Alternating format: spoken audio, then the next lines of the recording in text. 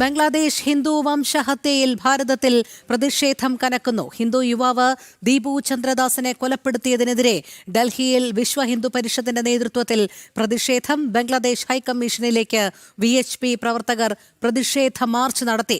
കൊൽക്കത്തയിലും ശക്തമായ പ്രതിഷേധം തന്നെയാണ്. ശ്രീകാന്ത് ചേരുന്നു കൂടുതൽ വിവരങ്ങളുമായി. ശ്രീകാന്ത്, ബംഗ്ലാദേശ് ഹിന്ദു വംശഹത്യയിൽ അതിശക്തമായ പ്രതിഷേധം തന്നെയാണ് ഭാരതത്തിലെമ്പാടും നടക്കുന്നത്. ദില്ലിയിൽ വലിയ രീതിയിലുള്ള പ്രതിഷേധം, കൊൽക്കത്തയിലും സമാനമായ പ്രതിഷേധം. പറയൂ, എന്താണ് വിവരങ്ങൾ?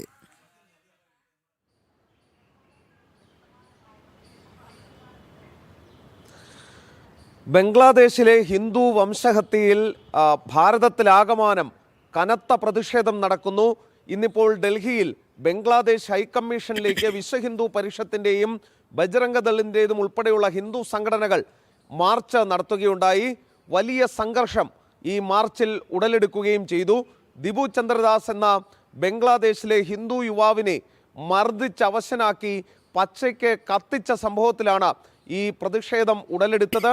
ബംഗ്ലാദേശിൽ ഈ കലാപം നടന്നതിന് തൊട്ടു പിന്നാലെ കൊൽക്കത്ത ഉൾപ്പെടെയുള്ള ബംഗാളിലെ പ്രധാനപ്പെട്ട കേന്ദ്രങ്ങളെല്ലാം ആരംഭിച്ച പ്രതിഷേധം ഇനിയും കെട്ടടങ്ങിയിട്ടില്ല. തുടർന്നങ്ങോട്ടുള്ള ദിവസങ്ങളിലും രാജ്യത്താകമാനം പ്രതിഷേധ പരിപാടികൾക്ക് VHP ആഹ്വാനം ചെയ്യുകയും ചെയ്തിട്ടുണ്ട്. എടുത്തു പറയേണ്ടത്, ബംഗ്ലാദേശിൽ ഹിന്ദു ബുദ്ധ വിഭാഗങ്ങൾക്ക് നേരെയുള്ള ആക്രമണം ദിനംതോറും വർദ്ധിച്ചു വരികയാണ്. സ്ത്രീകളെയും പെൺകുട്ടികളെയും വീട് കയറി ബലാത്സംഗം ചെയ്യുക, ഈ ന്യൂനപക്ഷ വിഭാഗത്തിൽപ്പെട്ട പുരുഷന്മാരെ മർദ്ദിച്ചവശരാക്കുക, അവരുടെ വീടുകൾ കത്തിച്ചു കളയുക തുടങ്ങിയ പരിപാടികളാണ് അവിടെ അരങ്ങേറുന്നത്.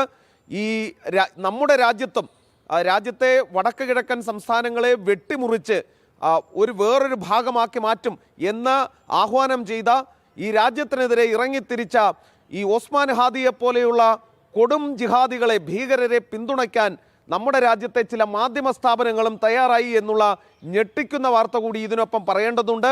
ഈ ഓസ്മാൻ ഹാദി അജ്ഞാതരുടെ വെടിയേറ്റ് കൊല്ലപ്പെട്ടത് ഏതോ ഒരു വീരചരമമടഞ്ഞ പ്രാധാന്യത്തോടെയാണ് മീഡിയ വൺ ഉൾപ്പെടെയുള്ള മാധ്യമങ്ങൾ അത് റിപ്പോർട്ട് ചെയ്തത്.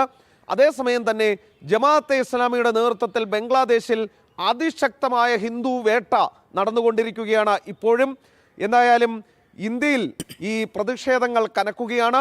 ബംഗ്ലാദേശിനെ സംബന്ധിച്ചിടത്തോളം ഒരുപക്ഷേ രാജ്യം അവരുമായുള്ള ബന്ധം തന്നെ വഷളാകുന്ന രീതിയിലേക്കാണ് കാര്യങ്ങൾ പോകുന്നത്.